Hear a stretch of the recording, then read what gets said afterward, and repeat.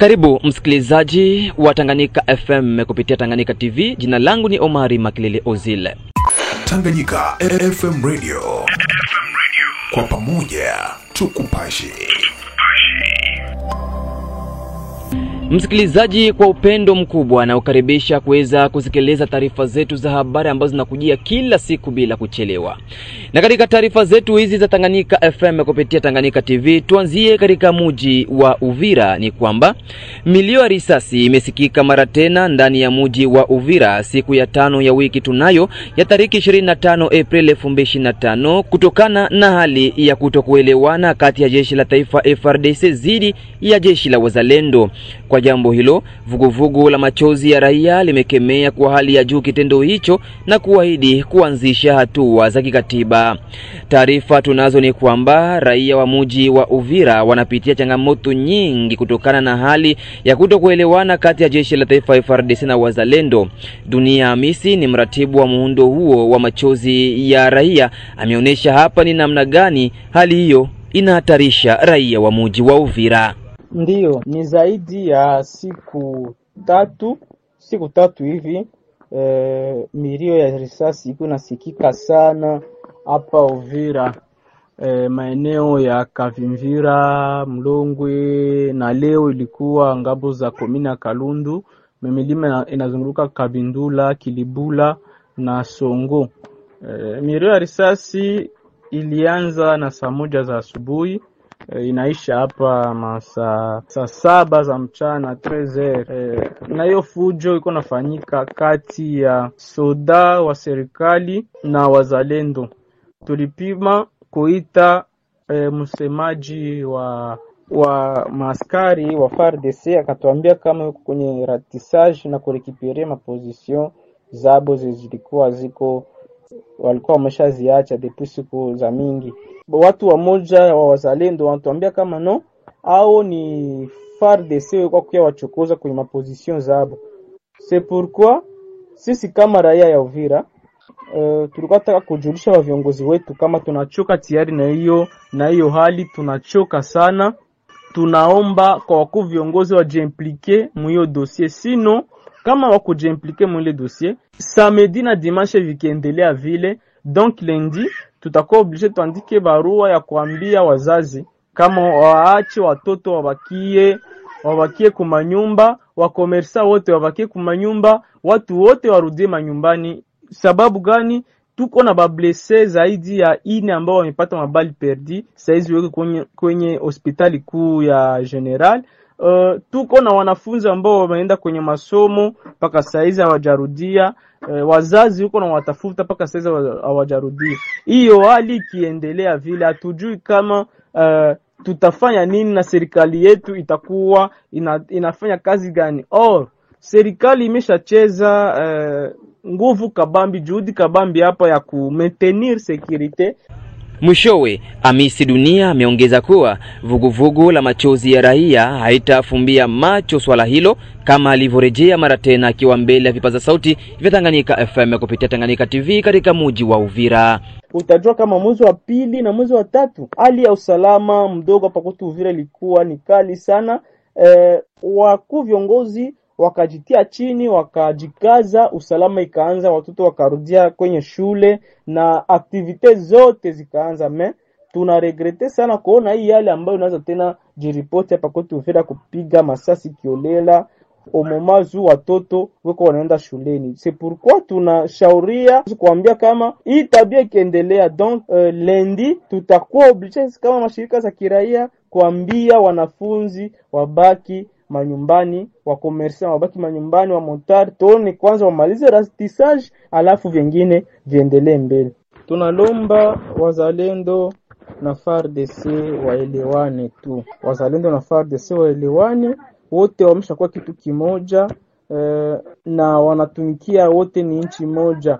Sasa ile ya kukuwa nafanya kama hawataki kuelewana, kila watu wanataka wabakie kivyao, wamoja wakienda position wenzao na kwa fujo, ile inaleta utata sana hapa kwetu Uvira, na ndo chanzo ya vurugu. Wote wapende kuchangana na wenzao.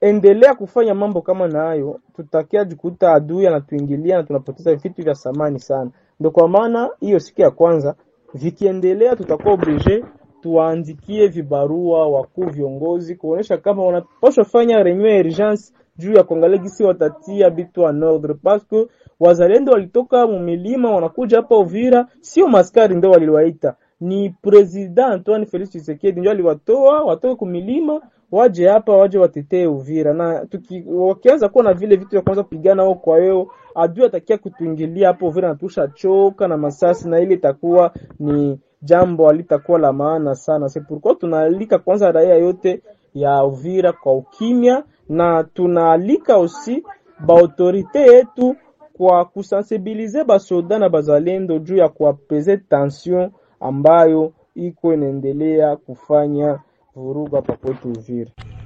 Tutoke katika mji huo wa Uvira tujelekeze katika tarafa la Fizi kunako kijiji cha Katungulu sekta ya Tanganyika. Ni kwamba vijana watatu ikiwa wanafunzi wawili na mwalimu mmoja wamejeruhiwa vikali kwa risasi siku ya 5 ya wiki tunayo ndani ya kijiji cha Katungulu ya kwanza kutokana na maandamano yaliyoendeshwa na wanafunzi kisha mwanafunzi wao kufariki katika mazingira ya kutatanisha. Kwa mujibu wa shuhuda mmoja wa tukio hilo kutoka katika kijiji hicho cha Katungulu ya kwanza ambaye ameongea na Tanganyika FM katika lugha la Kibembe, amesema wanafunzi walifika kwenye kilio na kuanza kuleta vurugu na kuzorotesha hali ya usalama maeneo hayo, na katika hali ya kusambaza raia hao ndipo wazalendo walianza kurusha risasi, ndipo wamoja kati ya wanafunzi hao waliweza kuyapata. Tumsikilize. Tunatangwa njonu maano no mwana machwa ano atangilo wa briske vili lwala bazi yawa ele na desmen wakemwene sengalonge mwana wake ndome eonge akutu amelie kolo bili lwala. Sasa ashishile deja m4e dismanite masomo jilake mboko. Sasa baada ya hao msawibi wakile o institut masomo ele nibon kama wanu mwanafunzi yao. Sasa yola lono lusukolo el masachinachi banafunzi na ba professeur na ba prefet bachihola yola ano fikwa wanafunzi na tension wa mwanafunzi anabokone bacho na action nyanji bela bitu nyanji manifeste na mu manifeste bacho abazalendo bachihola ano nyanji pika masasi kazi ela action pika masasi bacho mone achimo bale chayo teta mule banafunzi babele na mwalimu omo bashi basatu banafunzi babele na mwalimu ibapata mabale mamachu omumachu bange bapata tuma kolo kawaida ibae au hospitali tatona manya etaile oile bili hii action ya toke yao ule mazingira mishalo yani alokuto atubriske alokuto abriske tira kuto ile china lake longe après des semaines no se china lake awila mwana yonga na changere le même jour le même semaine, c'est-à-dire alo china lake ule jeudi ichi wa vendredi mbo mwana yonge ana wa jeudi uchi wanusu ku vendredi. Yani ile tension ya toke ya bana kwa wanafunzi hichwa nicho na tension ya bibashili mu ubana yake ulo masomo tabe apendeza yebo nicho etama acte temamo ano ashi ulo wake. Upande mwingine shuhuda huyo wa tukio anaonesha hapa namna gani vitu vilivyoharibiwa na wanafunzi hao. Kwanza uki mwalimu tashile wamboko ashile mwalimu ale garso atunguru akabele amasomesha lo senda yani ashile moeta na wela subya yani api kwa bale perdi niyo tetewe machu lakini tashile mbiwe manifestation yo ashimuyeta ni nano sashimoyoma so reshimo kwa mamu ikulu kwanza chiswa njia kana de prima pema manga chishimo milombo ya bwishimo lola mbata kwanza ile pone bakaba abechiwa ambechiwa ebeti ambechiwa banalumiza batomanga bobo so shiba bazalendo bole ona wapuye kwanza yekyo ate bavibo ashila wemsoshi mwenyewe iwae ndabunduki nyaka escort bunduki nyanji pika masasi. Baada wanafunzi pata masase uraia sasa wengi etansiwa shiela ni anje atakirivu lakini tabashile bana bamatua ibela byo byose namona wachikibwa mamatela machikibwa nyango yachulwa bite makavati ibya nami kwabo ya chika. Tujelekeze katika mji wa Baraka. Ni kwamba uongozi wa baraza la vijana mjini Baraka umesema kulahani vikali tukio la baadhi ya mabinti mjini humo Baraka kutishiwa kuvuliwa nguo nao baadhi ya wazalendo siku ya 4 ya wiki tunayo. Degole Malembewe Kubo ni kiongozi wa muundo huo wa vijana mjini Baraka, amesema kupata mshangao kuona mabinti waliokuwa wamevaa suruali na nguo fupi kutishiwa kuvuliwa nguo zao kama anavyoeleza hapa. Ndungu mtangazaji, nilirecevoir le message avec beaucoup de regret kuona vijana wangu wa jeune fille kuvuliwa manguo juu, mtu anavala pantalo, kuvuliwa pantalo azarani, wengine kupigiwa magoti, wengine kuvuliwa mapantalo surtout mu marché jetem na kote ya Maison Escale. Vraiment ile message ile nisikitisha sana. Wakati nilipata zile taarifa kupitia mabinti wenye walikuwa wa victime ya ile maact, nilitoka personnellement nikaenda na meya wa jiji, nikaongea na vitengo vyote vya serikali CNPCC kuyepe, nikaenda na komanda mwenyeko hapa mjini Baraka, nikamwambia vraiment hapa tuko muvile na muvile kuinterdire mtu kuvala pantalon ni vitu vyenye haviwezi sikilika vraiment, na nikamuonyesha kwamba sisi vijana tulikasirika sana na tulirecevoir ile message mbaya sana, na tukamuomba ya kwamba atafute wale baelema ya wazalendo walifanya ile vitendo na ile hali sijirudilie tena mjini Baraka. Tukashukuru, alitupokea na akasema vraiment hakukuwa na taarifa yoyote kufuatana na hivyo vitendo ambavyo vijana wangu ya bafie walikuwa ba victime, na naomba ba jeune fille wote walikuwa ba victime na wapatia pole, lakini pantaloni nguo saa nyingine hapa tuko muville, na nilimwambia ile hali sirudilie tena, na akasema vitarudilia tena, na ndio naomba wa jeune fille basi jisumbue tena wakuvala pantalon avale, wakuvala miniji pa avale, ile inata problem. Tutoka kuonana na komanda tuasire kama na bali walifaa vile batazibiwa juu banajulikana kwa majina. Upande mwingine, De Gaulle Malembe ameomba kwa uongozi wa jeshi la SNPCC mjini Baraka kuvalia njuga swala la vijana kunyanganyiwa simu zao mida ya usiku pindi wanapokutana na wazalendo. Na nilimpatia ripoti ya babiana walikuwa nyanganywa telefoni usiku surtout kote ya kuvuka kilalo ya Mwemezi. Nilikuwa na maraporo ya jeunesse yenye usiku kutoka kwa mamache kunyanganywa telefoni, ile nayo nimfikishia ile hali ile raporo, na akaniambia atafanyia kazi.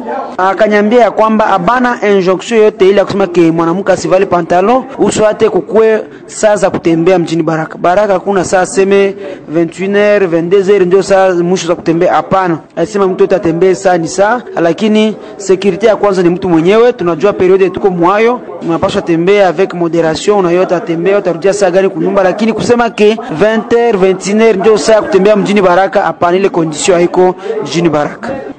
Tumalizia taarifa zetu hizi za habari kutoka Tanganyika FM kupitia Tanganyika TV na huko katika mji wa Kinshasa, mji mkuu wa Jamhuri ya Kidemokrasia ya Kongo.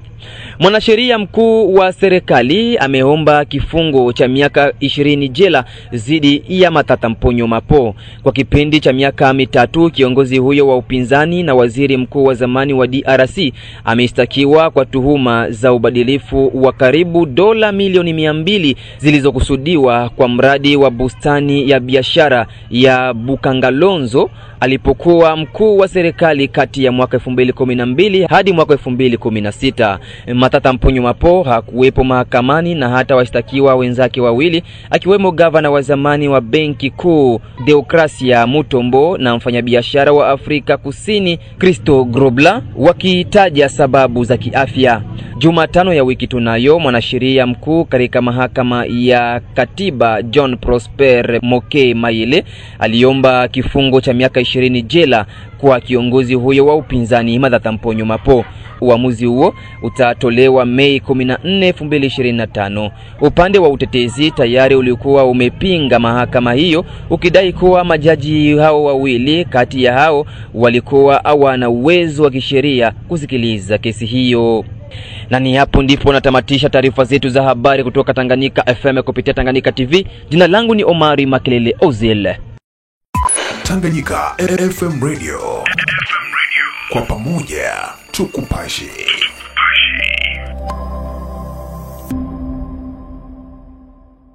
Habari za muda huu mpendwa mtazamaji wa Tanganyika TV. Kwa jina naitwa Suzana Mbokile, natokea kitengo cha biashara na manunuzi hapa Tanganyika TV. Nipende kuchukua fursa hii kukaribisha hewe mfanyabiashara kutangaza biashara yako pamoja nasi. Maana katika ulimwengu huu wa sasa, media kama Tanganyika TV ndio mahara pekee ambapo unaweza kukuza na kuendeleza biashara yako. Haijalishi ni biashara ipi unayofanya, ina mtaji mkubwa au mdogo. Tanganyika TV inaweza kukuweka karibu na wateja wako na kukuza manunuzi ya bidhaa zako unazouza. Hebu fikiria, hata vikundi vya maendeleo tunawezaje kuendelea bila kujitangaza? Karibu utangaze nasi, ewe mfanyabiashara, mjasiriamali, mwanamuziki, wanasiasa na wengine wote. Karibuni sana sana sana. Unaweza kuwasiliana nasi kupitia namba zetu za ofisi zilizopo hapo chini. Hata kama una matangazo, Tanganyika TV tunaweza kukutengenezea, kwa sababu tuna wafanyakazi na madirector wabobezi waliobobea katika shughuli za video production na graphic design. Tanganyika TV, kwa pamoja tukupashe.